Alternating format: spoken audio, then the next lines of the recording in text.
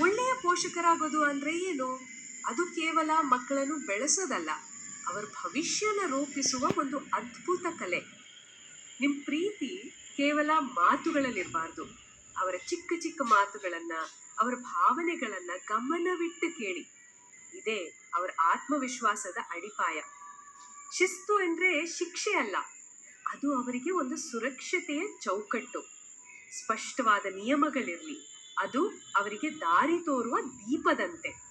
ನೆನ್ಪಿಡಿ, ಮಕ್ಕಳು ನೀವು ಹೇಳಿದನ್ ಕೇಳೋದಿಲ್ಲ, ನೀವು ಮಾಡಿದ್ದನ್ನ ಮಾಡ್ತಾರೆ. ನೀವು ಅವರಿಗೆ ಮಾದರಿಯಾಗಿರಿ.